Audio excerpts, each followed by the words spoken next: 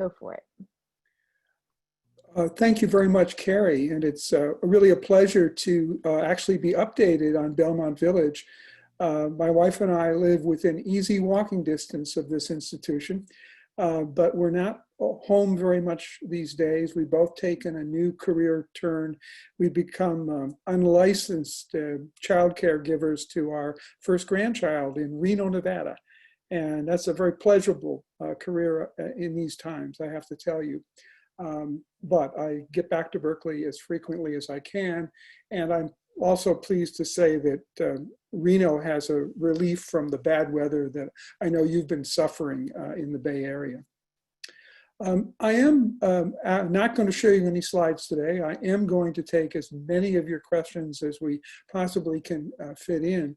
But I thought I would treat you to what you see over my right ear or shoulder, which is a poster of the greatest artist to ever study American news consumption. It's Degas, the Impressionist, who came to visit his family in New Orleans in 1872 and gave us this memorable picture, perhaps you can make it out, of a gentleman stretched out with a daily newspaper, taking his time, absorbing the information carefully. And, you know, it's a very calming scene, nothing like Degas' pictures, famous pictures of even ballet. So what I'm here to tell you is this is a totally false picture of how American media are developed in its early decades. And indeed, that the kinds of arguments some of us have today with our president and others have a very long and rich history. In other words, fake news has a rich history. What I hope to answer, the question I hope to answer, is how common was the cry that the news that Americans were getting was fake, and that is false, illegitimate, and worthy of being shut down. How did this way of thinking develop in the first place? And I'm not going to pay attention, though I may in the questions, to the current news cycle, nor will I kind of go globally on you and talk about Russian bots and all that. I really want the American story from long ago. I hope when I'm done, and it won't take too long, that you'll agree with me that the long history of American fake news throws light on the problems that we face at home and globally today. And if you wanted an elevator version of what I'm going to say, it's that President Trump, as he curses the press for giving us fake news, joins a very old chorus of scoffers and haters. Well, we are, all of us, Bay Area in some sense, so I thought I would start with a great event in the Bay Area in the 1870s. Readers of papers in Oakland and San Francisco learned this in 1879. In the San Francisco mayoral campaign that year, they heard a candidate say, and I want to quote him exactly, "A man who has never looked at Niagara has but a faint idea of a cataract. The man who has not read the San Francisco Chronicle may be said not to know what it is to lie." Well, the speaker was a clergyman, the Reverend Isaac Halleck, the irate candidate for mayor of San Francisco. And he said that the lies came from the DeYoung family, a familiar name to us, the DeYoung's brothers who ran the paper. He said, there may be as great cowards or great liars as the DeYoungs, but I do not believe it. Charles DeYoung is the wickedest man in the world. He will be without rival in hell. If he does not go to hell, the institution may as well be abolished. Well, this Baptist candidate was just getting started. He told voters, I pledge to you that the day after election, I will prosecute for libel the venal, corrupt, blackmailing assignation sheet. I promise you, if you elect me, I will kill the San Francisco Chronicle. Well, perhaps you already know how this story has its next chapters. Charles de Young attacked Calic's wife and marriage. Calic said that the de Young's mother ran a brothel. Charles de Young pulled out a gun and shot the would-be mayor twice on the streets of San Francisco, but only managed to wound him. Calic won the election and became San Francisco's mayor. Editor Charles de Young became the first San Francisco bent on assassination to be handled gently by the courts. He wasn't punished very much. And during Calic's term of office as mayor, he did not manage to kill the San Francisco Chronicle, but his son gunned down the powerful editor. The Chronicle had to continue with only one brother at the helm. So lest you think this was just the Wild West, there was abundant precedent for hot words over what were called fake news stories and actions, some of them violent, to back up these words.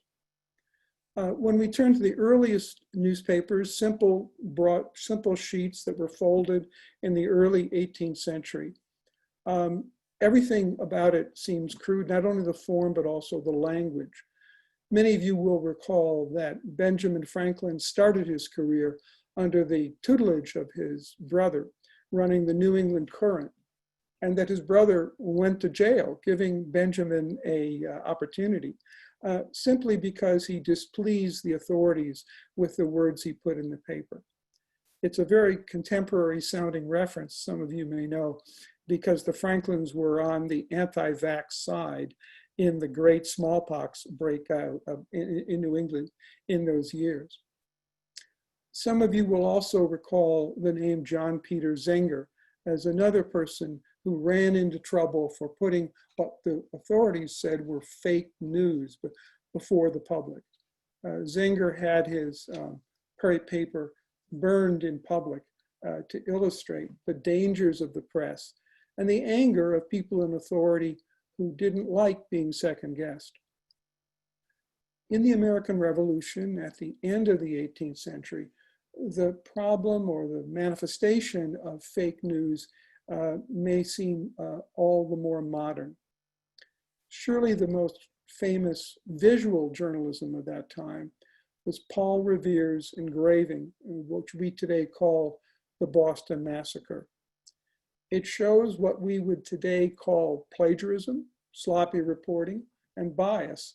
For example, Paul Revere didn't illustrate weapons held by the Patriots who were challenging the Redcoats.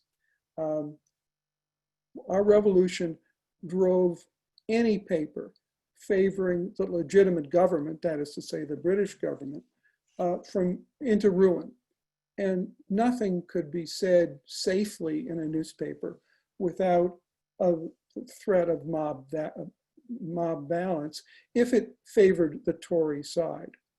The notion of an order of a objective or balanced kind of journalism was really something that our forefathers and mothers in the revolutionary period had a great deal of trouble of grasping.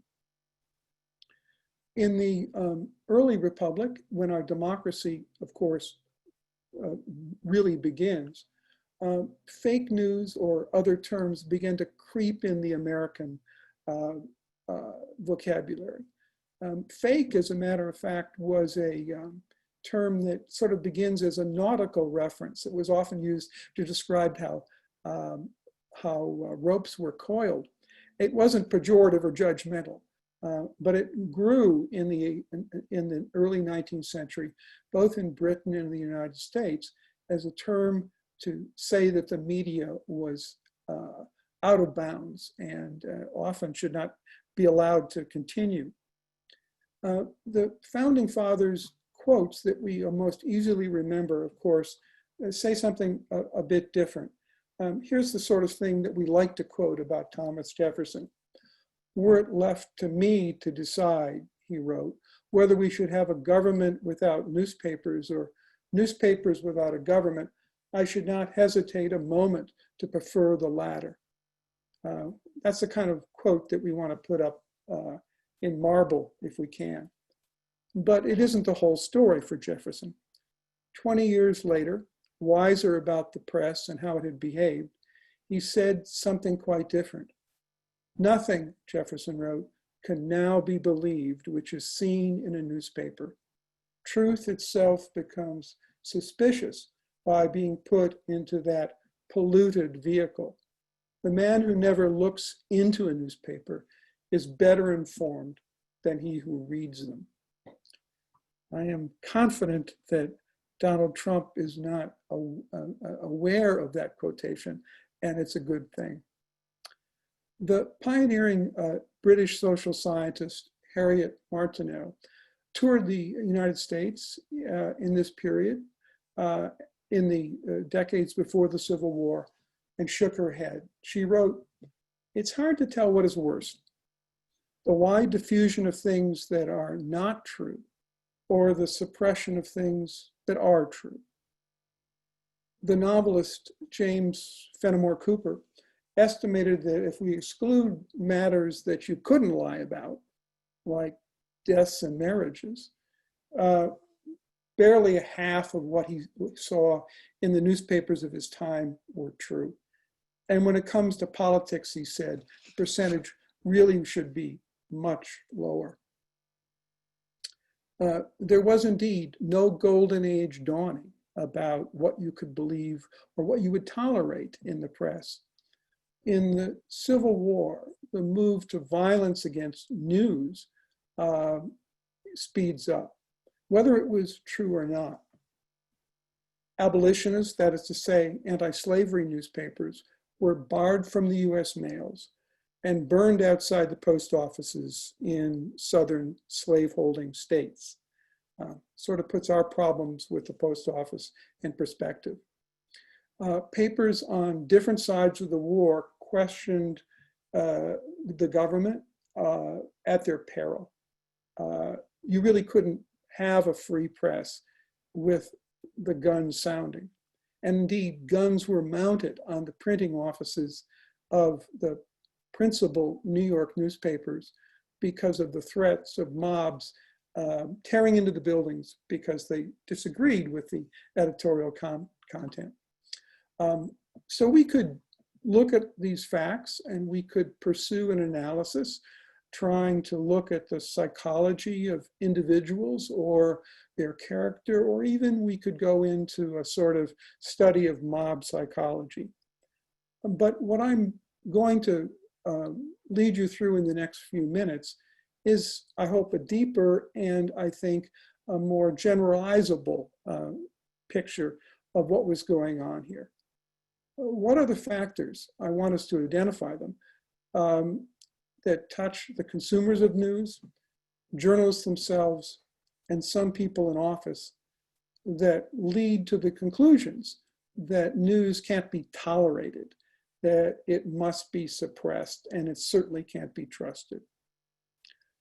What I ask you to think about is fake news as a sort of game of cards with 4 suits in the deck. When you are dealt any one of these cards, you're prompted to cry out, fake news. I suppose it's like canasta, but I guess with my babysitting responsibilities, it may be more like fish. In any case, here are the 4 factors.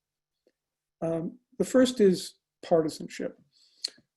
Fierce party loyalty was the glue that made modern political life possible in the United States. And newspapers were the very essence of raising political parties, something not really thought of much by the founding fathers, and making them sustainable decade after decade. The job of a 19th century newspaper was often to simply echo the views of the political patron. Newspapers at their origin were instruments of political tribes, and they carry the kind of news that pleased that tribe a phenomena that we're very familiar in broadcast and streamed information today. Today, more than in the 19th century, Americans have sorted themselves out by political orientation, or at least inclination. And they tend to live in communities where they don't immediately confront people with different views. And this has become even more true in the primary system, where people on the edge or extreme of a political spectrum often have the command of who gets elected. Stepping back from this, a phenomena like Fox News is the, I think, legitimate heir of this approach of building a public and catering to it. And fake news, because of partisanship, is what the other side prints, and it can be dismissed as either being unimportant or, in fact, mythical. Something beyond partisanship I want to bring to your attention this morning, and that's the good old booster psychology or philosophy that is shared by so many Americans and was shared in the 19th century, the dreams and the wonders that drive the public. Boosterism was the engine behind settling this country in new raw communities with a faith that they would succeed. And American business, as it grew, was often the enterprise of people making outrageous claims, collecting money, and sometimes it worked out, just as did settlement. But at the time that Degas was painting the calm picture of Americans consuming news in New Orleans, as I pointed out earlier, the novelists were on to what was really happening in America with its unbridled capitalism. Anthony Trollope published a novel in the same year Degas painted that picture. Mark Twain co-wrote The Gilded Age in about the same time that we saw the Degas painting. And in each case, the novelists stressed the American susceptibility to exaggeration, indeed their love of exaggeration, and what it was doing to the Republic. We're familiar with this outside the purely political realm. We know that settlers settled the arid regions of the United States on the mythical, or on the myth, certainly not one sustained by the science of the time, that this was not really an arid region, that the clouds would follow the settlers, that rain would follow the plow. This was a kind of American susceptibility that many novelists at the time talked about. It was also an age of entertainment that took the form of hoaxes. P.T. Barnum's career, giving exaggerated wonders for Americans to think about and to join together to appreciate, was a sustaining view of the 19th century. And you can see how this could easily lead to newspapers containing hoaxes and fakes and fanciful stories. American readers at the time loved it. In the current New Yorker, there's an interesting review of new scholarship on Lincoln, which takes the position, I know from the review, that we ought to think about Lincoln's triumph also in connection with P.T. Barnum's exhibitions, and how Lincoln was able to also latch on to that willingness to believe by Americans. And of course, there are other aspects of this. Given the state of American medical science in the 19th century, it is not surprising that patent medicine that was very popular, and it could be promoted with a sort of fake appeal that actually got people to swallow lots of things that made them feel at least differently.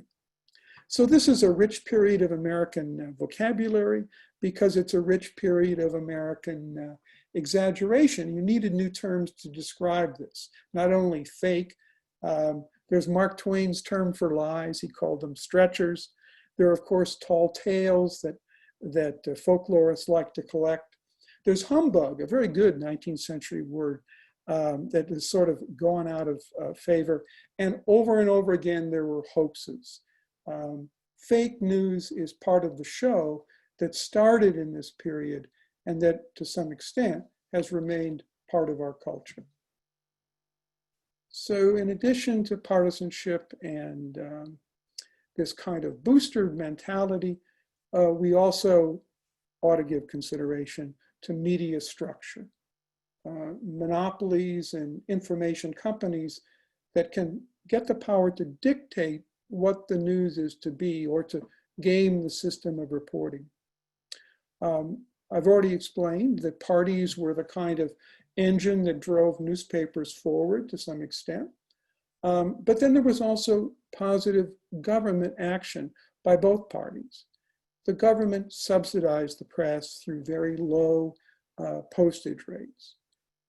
It also decorated the press with legal advertising that was a main way to sustain new papers.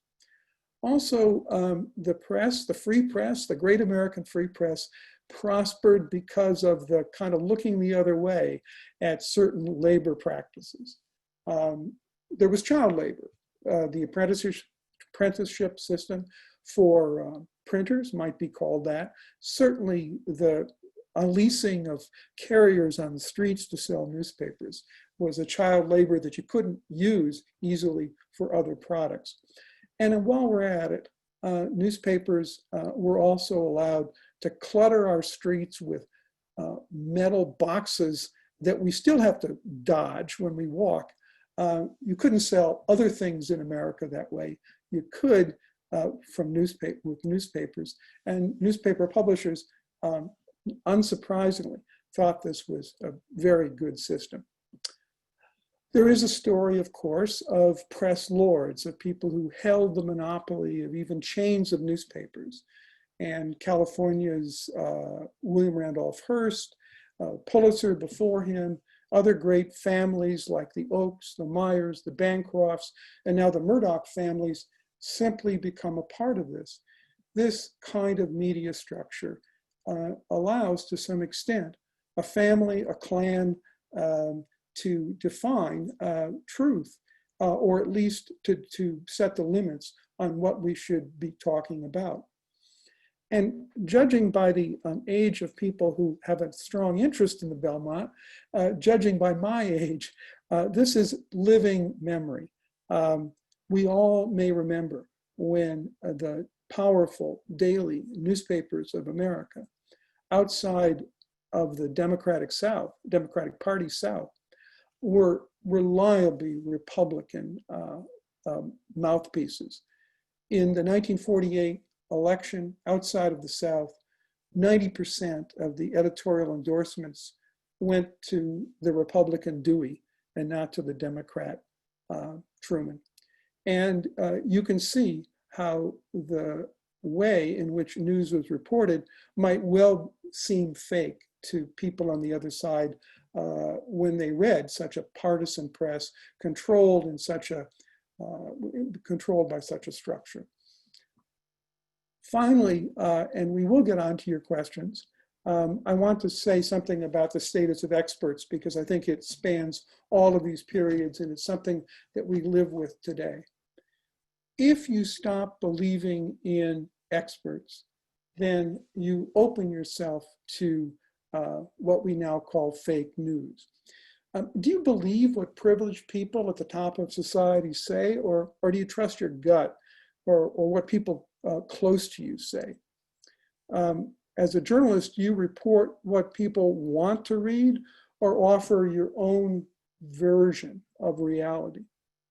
Well, as we're seeing in the case of how medical experts are faring in the Trump administration, a kind of scoffing at the experts and a kind of ability to put forth a view that is more politically useful to the party still has enormous power today.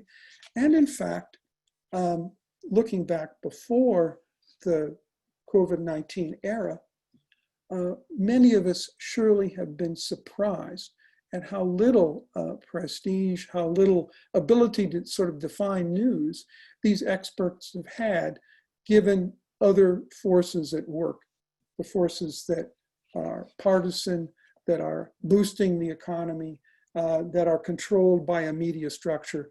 I'm picking on Fox, but go ahead as an example.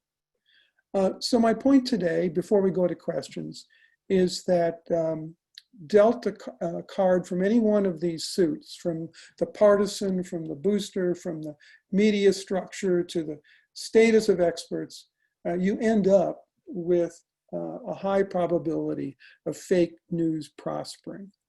There are clearly other factors that might be thought to be able to contain fake news. For example, the ability to check facts. In the 19th century, this was much more difficult. And it's not uncommon to see headings in 19th century newspapers that say, important if true.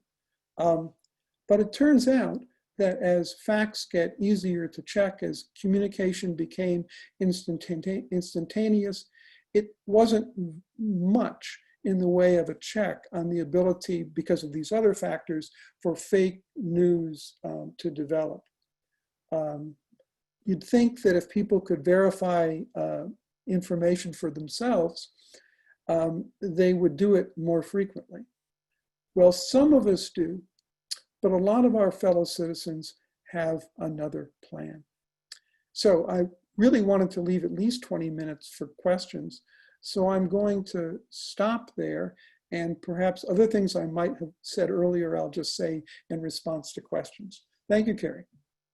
Yeah, thank you, Tom. Really good food for thought. And we've got a few questions coming in.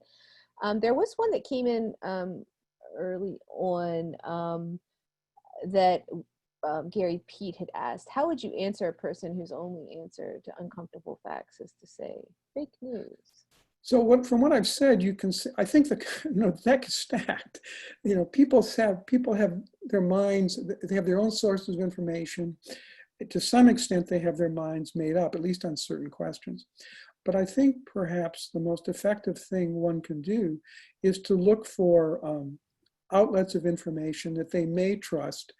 So if someone is in Trump's corner on a particular issue, it's probably not going to get you very far to cite an article you read in the New York Times. But you may well be able to cite something you read in the Wall Street Journal, or said by a prominent American who's identified with American business, or someone in other ways is trusted. And the good thing about American media today is that even a paper like the Wall Street Journal, which I think has much to answer for in its selection of material for the editorial and the op-ed page, does an excellent job of reporting what we used to call straight news stories. So I guess the brief answer is, try to find an authority that might be believed. Thank you for that. There's a friend of yours, perhaps Linda Stat, and says, "Hi, Tom. Good to see you." It seems like could be the famous Linda Schacht. Go ahead. Shat, there we are. It seems that our laws and our Constitution are defenseless in the face of a president and a Senate who choose to ignore them. The press seems feckless as well, even the best abetting Trump by constantly repeating his remarks, thus giving them credibility. Do you have thoughts on this? This is a big issue that, I'm sure Linda has taught in her courses. Your responsibility is to say what democratically elected leaders are saying, is to report on that, in other words. And to some extent, you are supposed to accurately summarize it.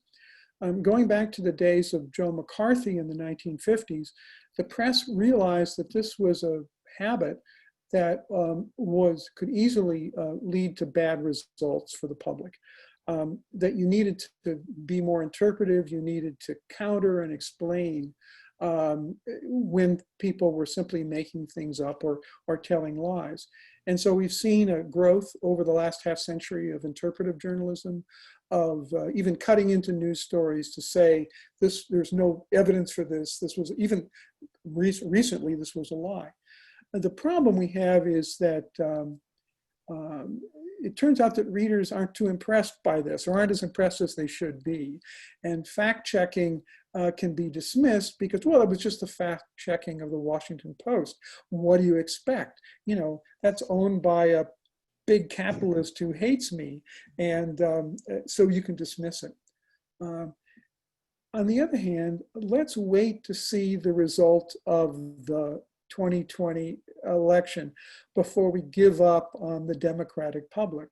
I mean, certainly anybody's faith who wasn't shaken by 2016, to my mind, is not seeing things clearly.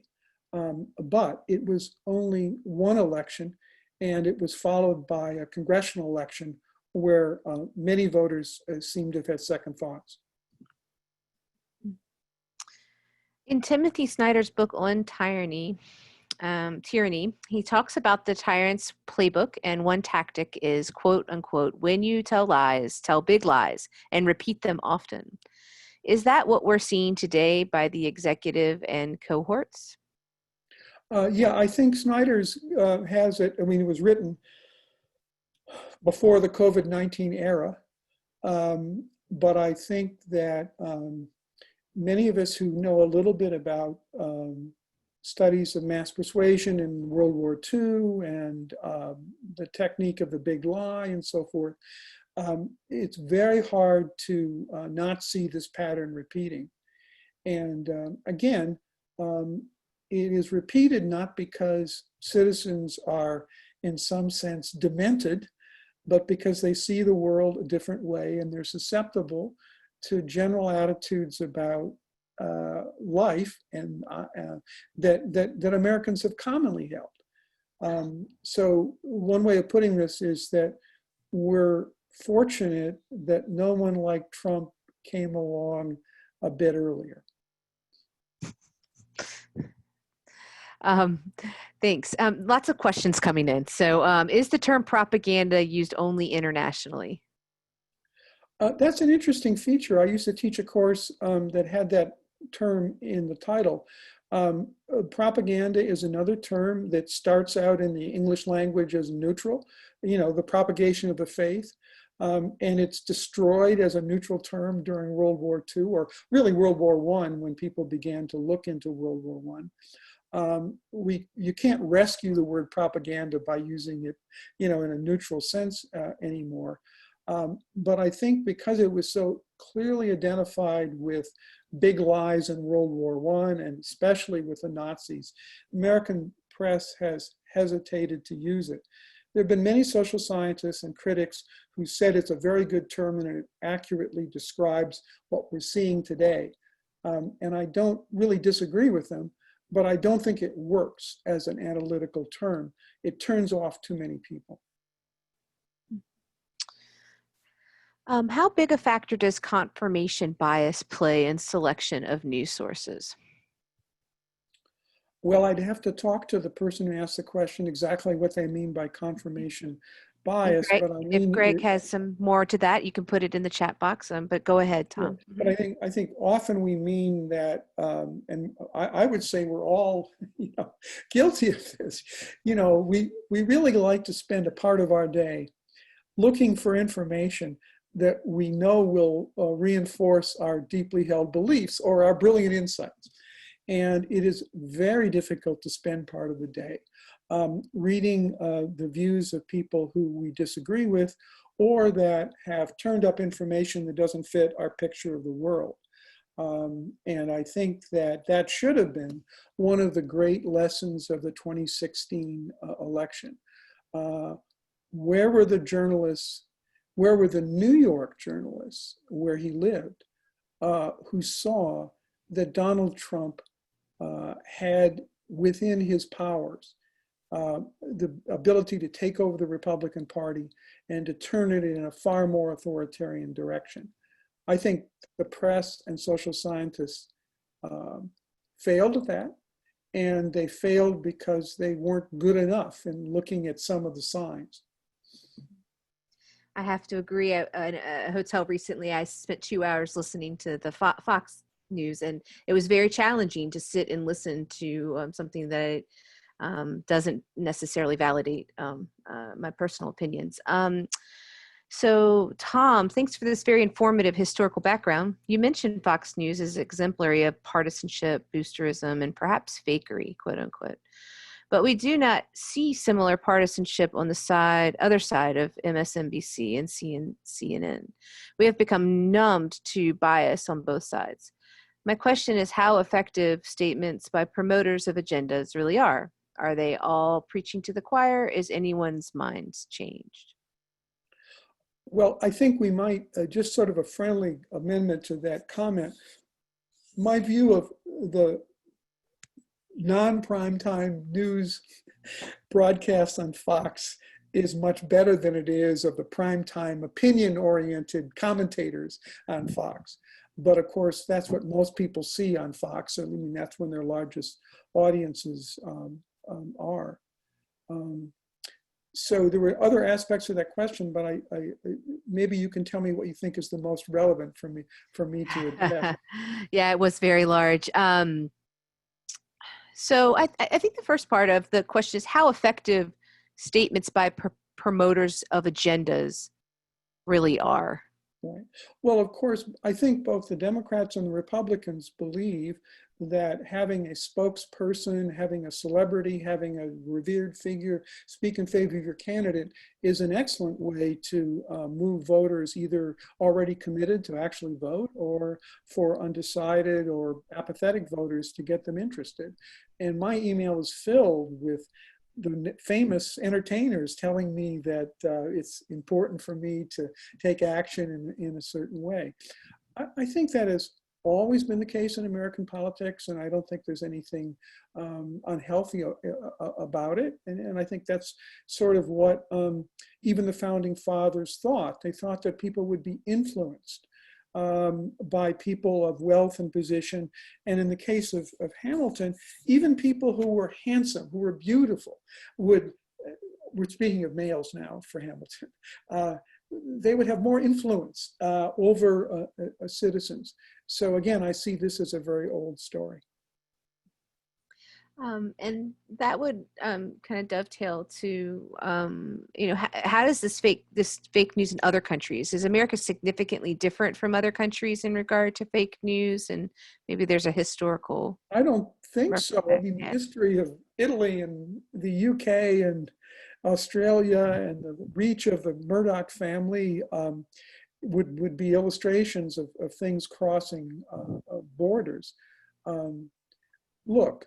One of the things that we're addressing and disturbs many of the people on this Zoom community is the rise of populism in countries, even anti-democratic countries. And populism is obviously fueled by many things, racial feeling and an uptick or sometimes dramatic increase in people of different colors and languages and religions coming into their community, and the changing nature of the economy and the way in which old skills aren't sufficient, and the change of gender in so many of these societies, and the techniques that some religious faiths have used to propagate themselves. We could have a very long list of factors that have created a phenomena of populist populists on the march in many cultures around the world. And I think that the failings of the press or the deficiencies of the press are certainly real and are important in this story, but there's a much larger set of factors. Yeah, it goes beyond just it's very global. So this question's about fact checking and what is the role of the media in fact checking, and they've given an example. So they see news items reported matter of factly without what seems apparent fact checking. For example, they show news source may show a quote, people making a speech, and then the end without any effort to fact check the statements made.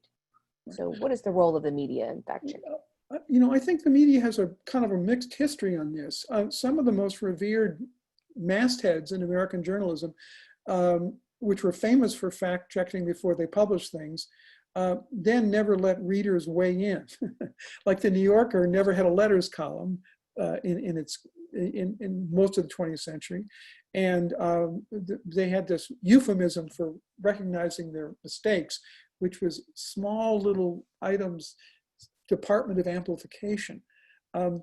You might say newspapers have always had some kind of a way to see a different view or to identify mistakes because they printed letters to the editor. And of course, they still do. We should not forget that for any newspaper and many magazines. I think the general view of the fact-checking industry, the idea first to have ombudsmans or ombuds at newspapers, the Washington Post, for example, and then the idea of having a regular fact-checking department, having a public editor. I think the mood in the profession is, well, these were all sort of good ideas, but they haven't worked out as we planned. Look who's president, and look at our political culture. So simply furnishing information that is going against the grain and against the worldview of your audience or readers has less effect than perhaps all of us thought it would a decade ago. Well, there's a couple more questions tied to this, and I think you've covered this, but I just want to make sure. It's like, can you say a few words about fact checker services? Who do you trust? And this is from your friend Simon Gundelman.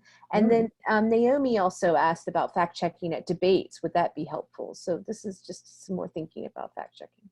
Yeah. Again, I think maybe fact checking gets into this kind of American mood that, I don't have to listen to this big shot or this person who has a degree. I can tell for myself, what's really happening. And that even if my candidate, let's say Joe Biden next week says something that's a little bit wrong. There are a lot of people who like Joe Biden a whole lot and are going to forgive him for saying that. So there isn't a well sculpted fact-checking mechanism out there in the American media. I think many interesting attempts have been made to make sure a voice is evident to the reader that there's another way of looking at this. But I'm not sure it is caught on in the sense it's a common practice. I'm not sure it's been taken to heart.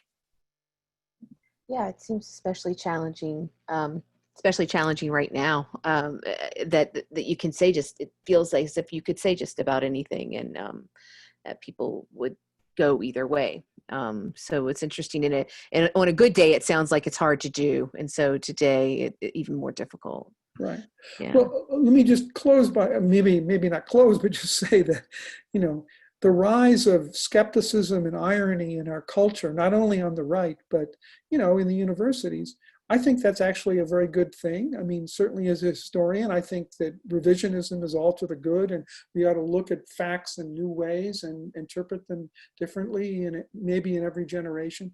But that kind of mental flexibility, as it spreads, that we don't always like the result.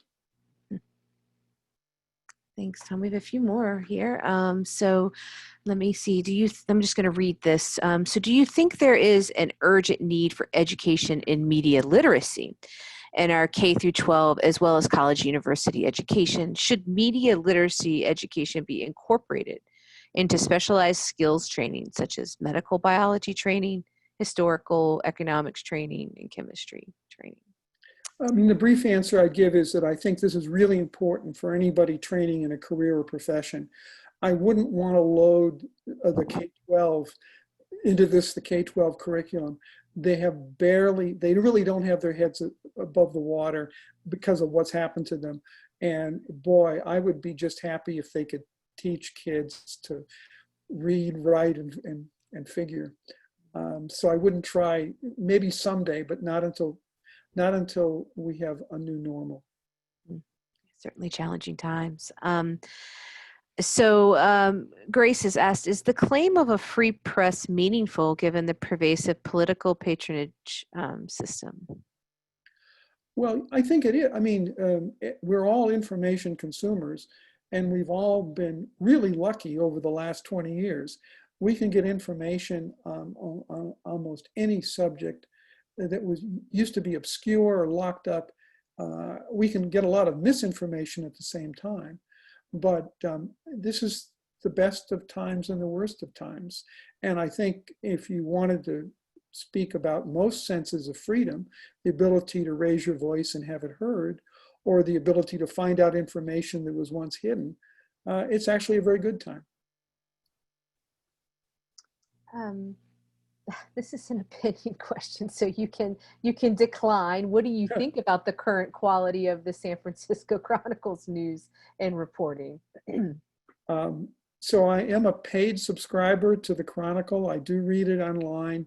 Like many Bay Area residents, I miss when it's, newsroom, maybe once was twice as large. They did a much more energetic job of reporting on things. I'm glad to have the Chronicle. I don't find it as compelling as many other news sources. This is interesting. This is around QAnon and conspiracy theory. So what do you think about the growing QAnon and conspiracy theory movement that's happening? How can a society deal with something like that? Well, the answer is society has dealt with things like this before, not in the same media environment, but certainly conspiracy theories that were just as wild. And these conspiracies do tend to have a, reasonably short shelf life. I mean, 19th century Americans were convinced that Catholic monasteries harbored, nuns who were, torturing and all sorts of sexual misbehavior was going on there. And they believed this for a decade or so. And it spawned a party of nativists who hated Catholics. And eventually this faded away. I wouldn't none of us perhaps would have predicted the QAnon phenomena. It seems so outrageous, but there have been other outrageous sets of beliefs that have had their own run. And I think we're sort of stuck with this. It's a little reassuring that there is a history there, to know that we've been there before. This question, I think it's a typo. What are wild lies? But I think it's what are white lies? Yeah. Well, I think we all know what white lies are, and I think we all tell them every week. We shade what we think to buffer people's feelings. And we think of smooth ways for social transitions. And we speak to children in certain ways. But I don't think that has much to do with the kind of untruths that have blossomed in American politics in the Trump era. This is a sort of a conversation back and forth, I think, around the education system. So it is a problem that our education system teaches the 3 R's, but not how to think. Is it a problem? Question mark. So kind of dovetailing on that last conversation. Right. Again, the people listening in may well know of children in independent or private schools who are really, or including parochial schools, who are, getting, they think, an excellent education. And I'm sure this is true against great odds. But there's certainly a lot of people, especially people who depend on public schools, who are really up against it. Right now it's really tough. We're scheduled to go through 12:30 today, and we have no more questions on the board, but we do have a few people. I'm going to challenge my technical that are on the telephone. There are 2 people that I can allow to talk. If you're on the telephone, I'll just unmute you really quick and see if you have any questions. Also, so those two people are muted. Last digits 278 and 981. And also, if you have any more questions, you can submit them in the Q&A box or the chat. But so 278 and 981. Do you have any questions, or you can just say no, and I'll mute you back. It just should be unmuted. Unmute. Well, I'm having a little technical difficulties, so we do have a question that's come into the Q&A.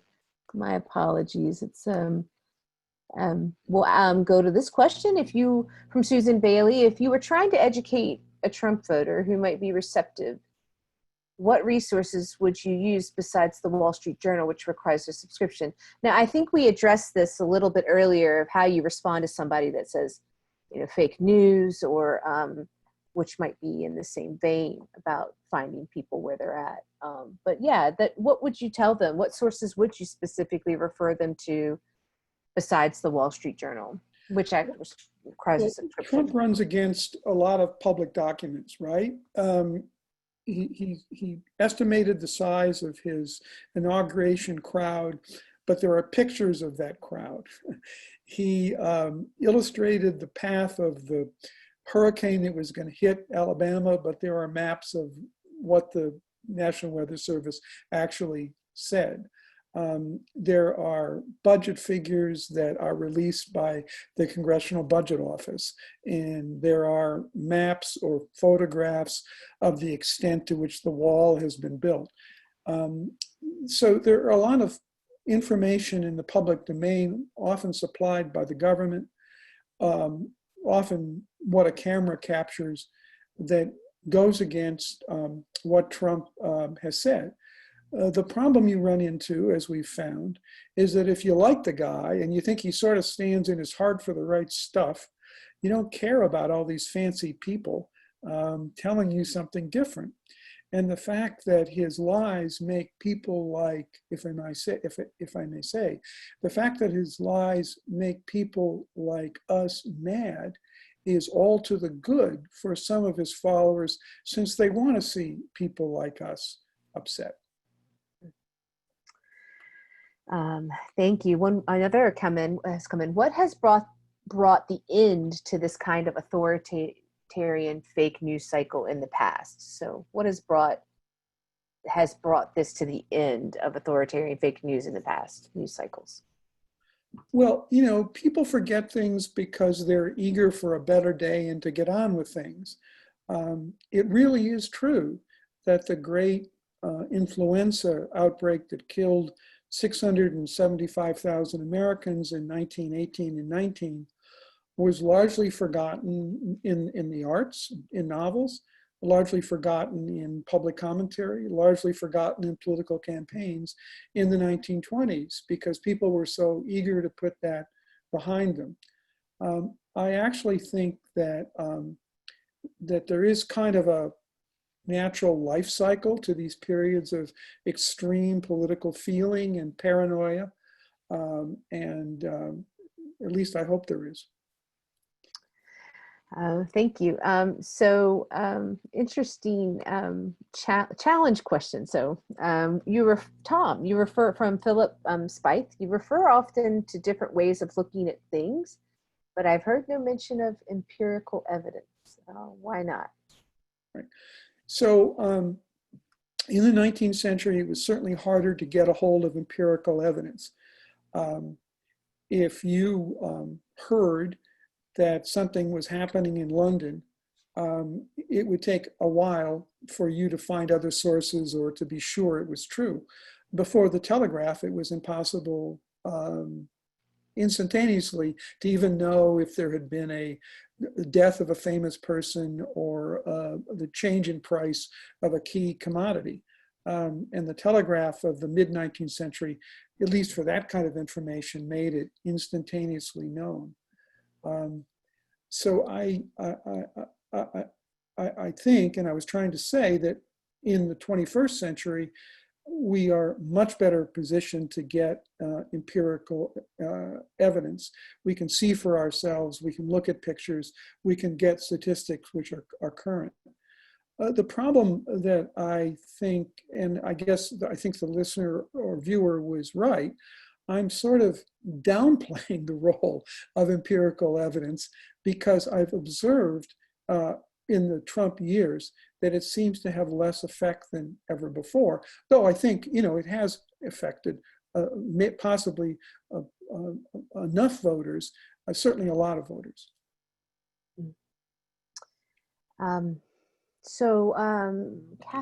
Kathleen asks, thank you, Tom. We're giving you all sorts of questions. This is wonderful. Can or should the government, for example, the FCC, play a constructive role? There used to be the idea of the fairness doctrine. Right. So we lost a lot of things in the 1970s, and one of them was the fairness doctrine. There still is some provision for equal time for political candidates. But, it was unpredictable. When the fairness doctrine went away, who would win?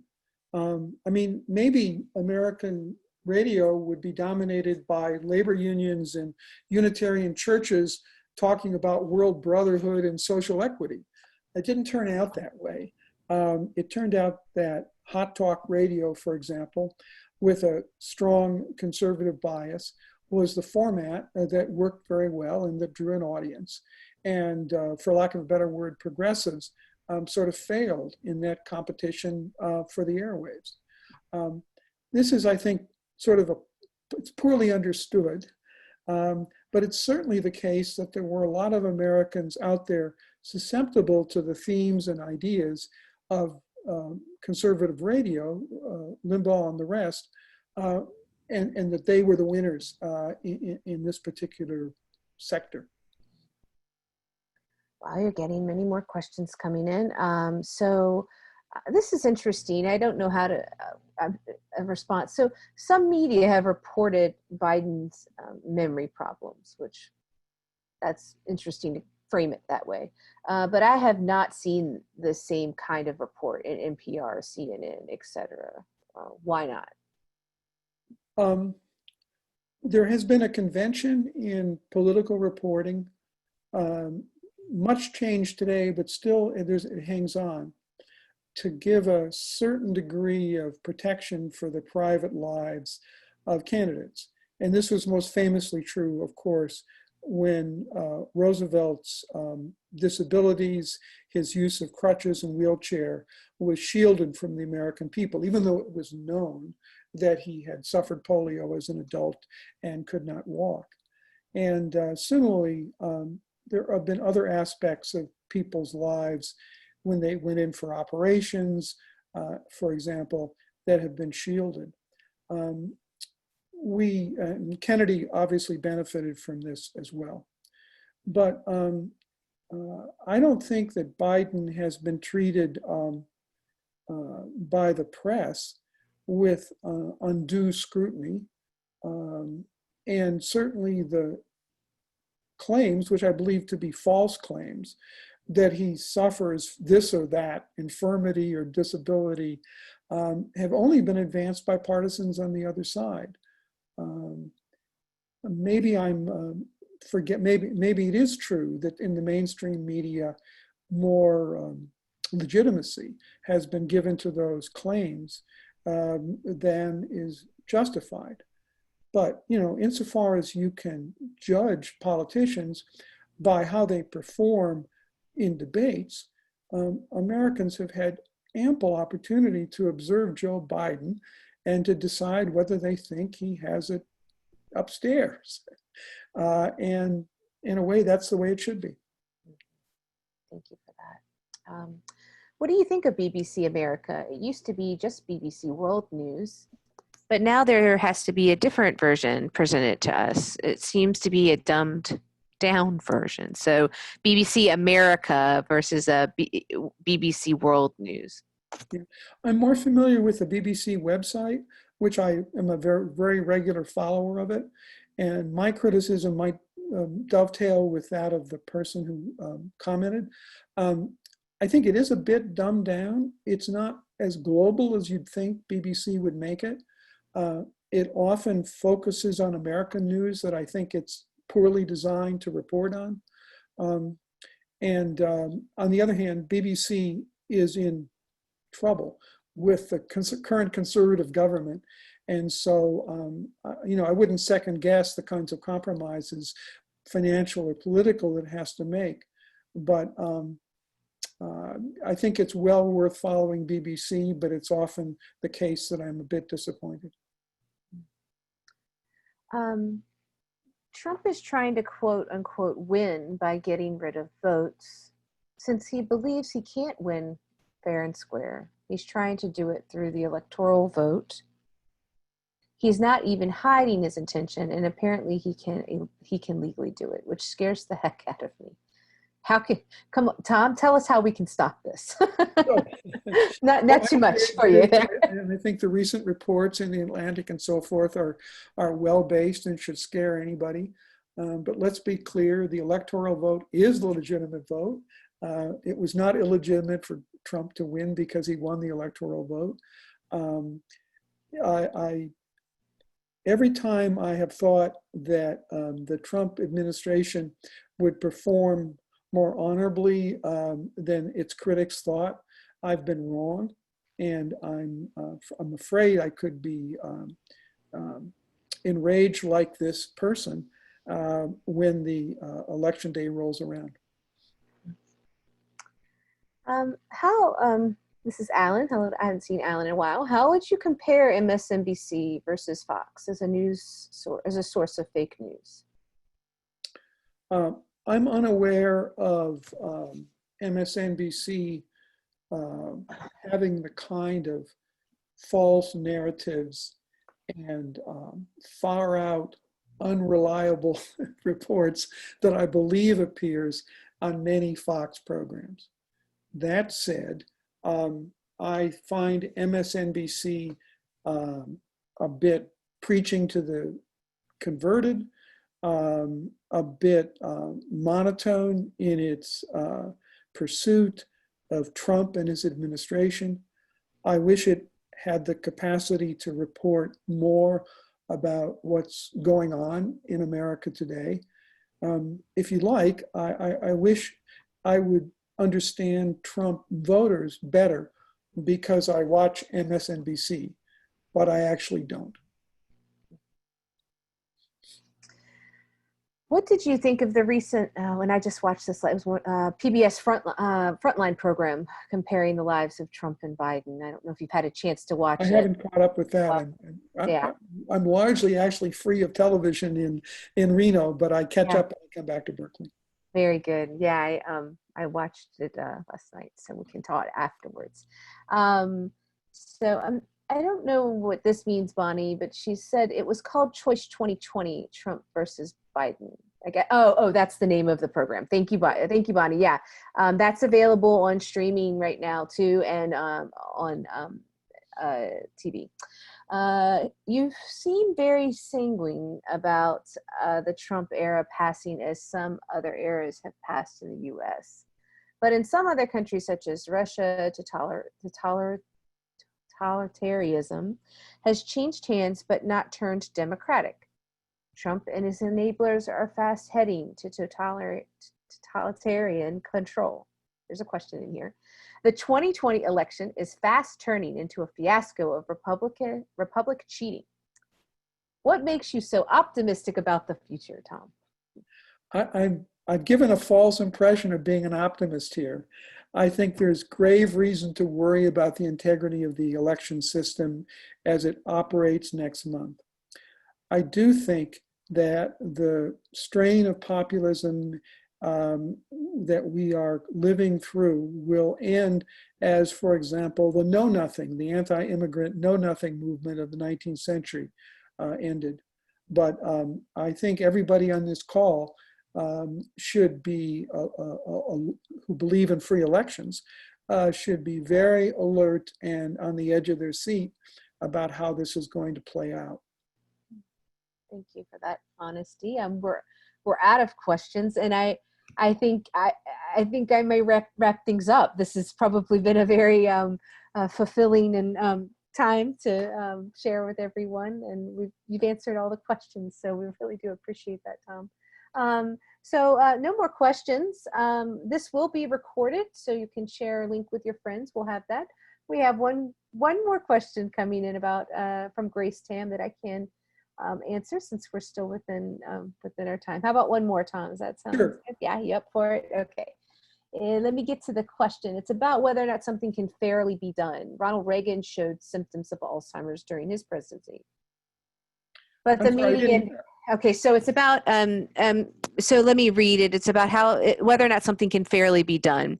Ronald Reagan showed symptoms of Alzheimer's during his presidency, but the media never raised that. Trump obviously has serious narcissistic personality disorder, but the media does not raise that. I hear it, and the PBS raises it often. The media does not appear to be doing any special favors to Biden. These are issues that affect performance, while FDR's physical limitations did not. It seems they should be addressed and the truth be made public. However, it should be fairly done. Can it be fairly done? So I think it's a difference between someone having physical limitations and someone having cognitive or apparent cognitive issues. So we all know that American politics had a bad turn when people began to sort of psychoanalyze Barry Goldwater. And it was thought then that that was a very unfair approach to a person who just had a different, right-wing philosophy. And professional psychologists and psychiatrists actually took a stand that unless somebody was your patient, you shouldn't try in public to throw these clinical terms at that person. Look,